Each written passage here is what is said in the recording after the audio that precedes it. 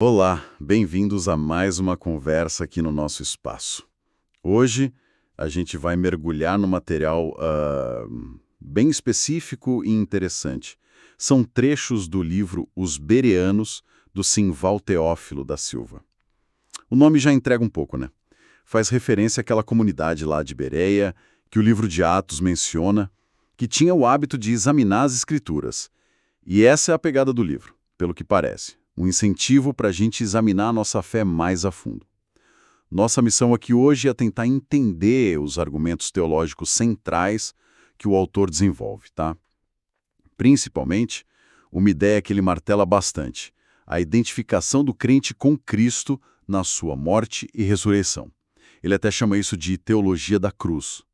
Então a gente vai fazer assim. Começa falando um pouco desses bereanos como ponto de partida. Depois, vamos entender como o livro descreve o propósito de Deus na salvação. Aí, a gente acompanha a jornada do crente que o autor traça.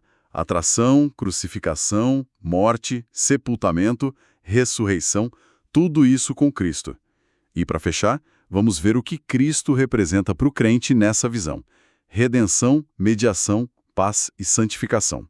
Preparados? Vamos lá. Para começar, então, por que esse título, Os Bereanos? O que essa galera tinha de tão especial para virar nome de livro? Olha, é uma referência direta lá a Atos 17, né? O texto bíblico elogia os cristãos de Bereia, diz que eles foram mais nobres que os de Tessalônica. Nobres. Em que sentido? No sentido de que eles não só ouviram o apóstolo Paulo com interesse, o que já era bom, mas eles fizeram algo a mais, algo fundamental. Todo dia eles pegavam as escrituras, o Antigo Testamento, na época, claro, e conferiam se aquilo que Paulo estava ensinando batia mesmo com o que estava escrito. Ah, entendi. Uma checagem, né? Exatamente, e o livro usa essa atitude como modelo. A proposta do autor é clara. Precisamos ter essa mesma postura hoje em dia. É um chamado para não engolir qualquer coisa, sabe? Qualquer ensinamento, mesmo que venha de alguém famoso ou pareça muito bom, tem que ser confrontado com a Bíblia. Ele até cita João 8,32, conhecereis a verdade e a verdade vos libertará, como resultado dessa busca ativa. O livro faz vários alertas contra o que chama de novidades religiosas e falsos mestres, citando passagens de Paulo sobre isso, lá em Gálatas, em Timóteo. A ideia é que esse exame cuidadoso das Escrituras não é, assim, uma opção para quem é mais estudioso. É um dever mesmo, para confirmar a verdade. Entendi. Então, o ponto central é essa postura. Essa atitude de investigação ativa da palavra. Não é só aceitar, é conferir. Isso, perfeito. O autor defende que essa base beresiana é o ponto de partida para tudo. E é especialmente importante, segundo ele, para entender a doutrina que está no coração do livro, que é justamente essa união do crente com Cristo, a tal da teologia da cruz. Certo. Então vamos desempacotar isso. O livro fala do propósito de Deus na salvação. Normalmente a gente ouve muito a frase Jesus morreu pelos nossos pecados. O autor parece dizer que isso está certo, mas... Incompleto. O que falta? Exato. Ele argumenta que essa frase Jesus morreu por nós é absolutamente verdadeira, fundamental, mas é só uma parte da história. A outra parte, que ele acredita ser frequentemente negligenciada, talvez até esquecida por muitos, é a ideia da inclusão do pecador em Cristo na cruz. Inclusão? Como assim? A ideia é que não foi só Cristo morrendo em nosso lugar como um substituto, mas que espiritualmente pela fé, nós também morremos junto com ele ali. E qual o objetivo disso? Fazer morrer a nossa velha natureza, aquele eu antigo, inclinado ao pecado que a gente herda desde Adão, sabe? Ele usa muito Romanos 6 para basear isso, onde Paulo fala do nosso velho homem sendo crucificado com Cristo. Isso seria então a mensagem da cruz completa, na visão do autor. Ela inclui tanto a substituição quanto essa identificação. Interessante. E por que ele acha que essa parte da inclusão, de morrer com Cristo, acaba sendo deixada de lado assim? Bom, o texto sugere algumas razões. Pode ser por falta de conhecimento mesmo, ou porque parece uma doutrina mais, digamos, pesada, mais complexa de explicar ou de aceitar? Talvez até por um receio de ir contra algumas linhas teológicas mais comuns hoje em dia, ou, quem sabe, medo de perder popularidade, de desagradar o público. Ele critica um pouco quem simplifica demais a mensagem, sabe?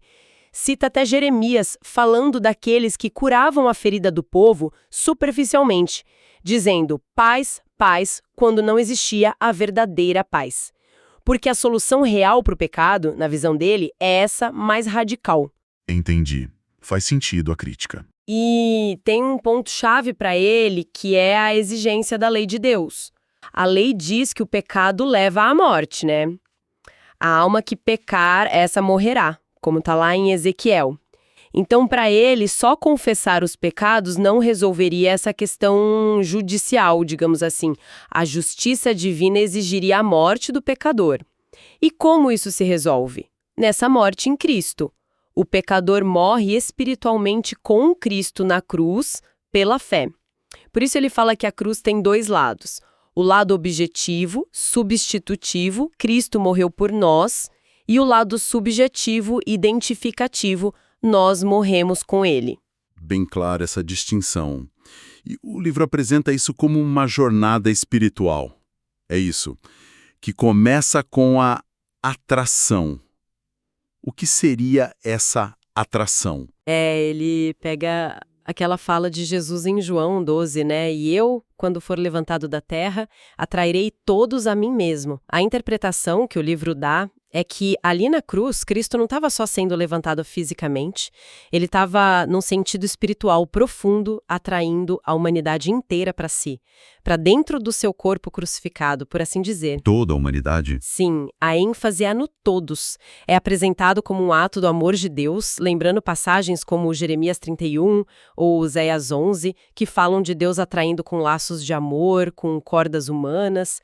A ideia é que essa atração inicial foi universal, incluindo potencialmente todo mundo na experiência da cruz de Cristo. Claro, ele faz a ressalva. Isso não significa a salvação universal automática. A salvação final ainda depende da resposta de fé de cada um. Como Jesus mesmo disse, muitos são chamados, mas poucos escolhidos. Mas a oferta, a atração para a cruz, teria sido para todos. Uma visão bem abrangente dessa atração para a cruz. Interessante. E depois dessa atração, o livro fala da crucificação com Cristo. Bom, a gente sabe que não fomos pregados numa cruz de verdade, né? Como ele explica isso? Exato, não é uma coisa física para nós. É descrita como uma realidade espiritual que aconteceu em Cristo lá na cruz dele. Quando o apóstolo Paulo fala, por exemplo, em Gálatas 2, estou crucificado com Cristo, ou em Romanos 6, que o nosso velho homem foi com ele crucificado, o livro interpreta isso como algo que aconteceu de fato e espiritualmente falando. A nossa natureza pecadora, o nosso velho eu, foi julgado, condenado e executado ali, junto com Jesus. Cristo não levou só a punição física, mas também, segundo o autor, a vergonha, o abandono, toda a carga moral do nosso pecado. Então a cruz, que é símbolo de morte e maldição, se torna um lugar onde essa nossa velha identidade é desativada, vamos dizer assim. E isso abre o caminho para a reconciliação e para uma nova vida. O livro até incentiva que a pessoa se aproprie disso diariamente, pela fé, confessando: eu fui crucificado com Cristo. Certo. Então a crucificação é o ato que leva à morte em Cristo. Mas qual a diferença aqui? Parece meio parecido, né? É sutil, mas tem uma diferença de foco. A crucificação é o evento, a aplicação da sentença. A morte em Cristo é o resultado efetivo disso para a nossa velha natureza. É a morte para o pecado, para o domínio que ele tinha sobre nós, aquela herança de Adão. Não a morte física, óbvio, mas a morte para aquela força interna que nos puxava para o erro. O objetivo, como Paulo explica lá em Romanos 6, é para que o corpo do pecado seja destruído e não sirvamos o pecado como escravos. Ah, destruir o corpo do pecado. Isso.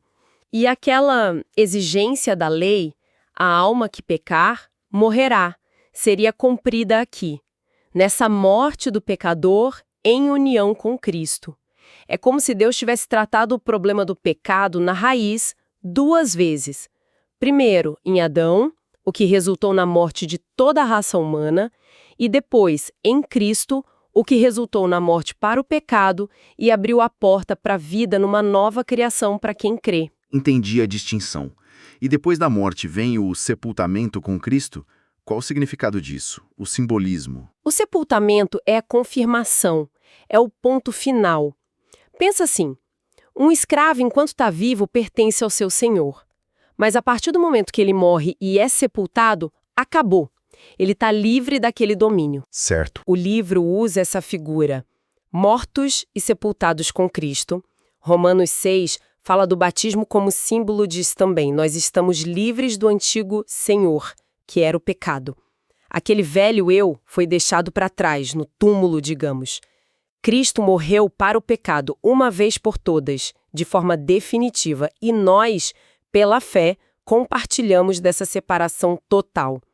Isso nos libera para, como diz a Bíblia, andar em novidade de vida. É a garantia de que o passado de escravidão ficou para trás mesmo. Faz todo sentido. E essa jornada toda, atração, crucificação, morte e sepultamento, ela culmina na ressurreição em Cristo. Qual o impacto disso para o crente, segundo o livro? A ressurreição é a vitória, é a virada de chave total. Se morrer com Cristo nos livrou do domínio do pecado e da condenação da lei, ressuscitar com Ele nos dá uma vida completamente nova, um poder novo.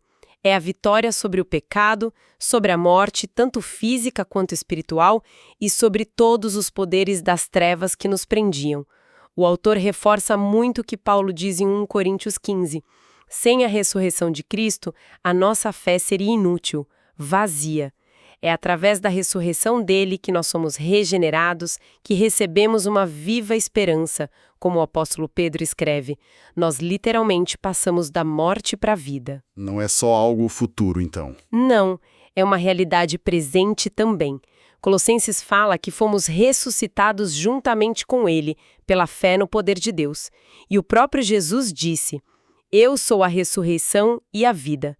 Então nós vivemos agora sobre o poder e a dinâmica dessa nova vida que vem da ressurreição. Que jornada intensa, hein? Atração, crucificação, morte, sepultamento e finalmente ressurreição. Tudo isso com Cristo. E o resultado final é o que o livro chama de a vida de Cristo em nós, né? Baseado lá em Gálatas 2:20. O que isso significa na prática para o dia a dia? Olha, significa uma mudança radical na forma de viver a vida cristã. Não é mais o eu tentando ser bom, tentando cumprir regras, se esforçando para agradar a Deus por conta própria. É viver pela fé no Filho de Deus, reconhecendo que a fonte da nossa vida, a dinâmica dela, agora é o próprio Cristo que habita em nós. É aquela frase famosa do Paulo que você citou. Logo, já não sou eu quem vive, mas Cristo vive em mim.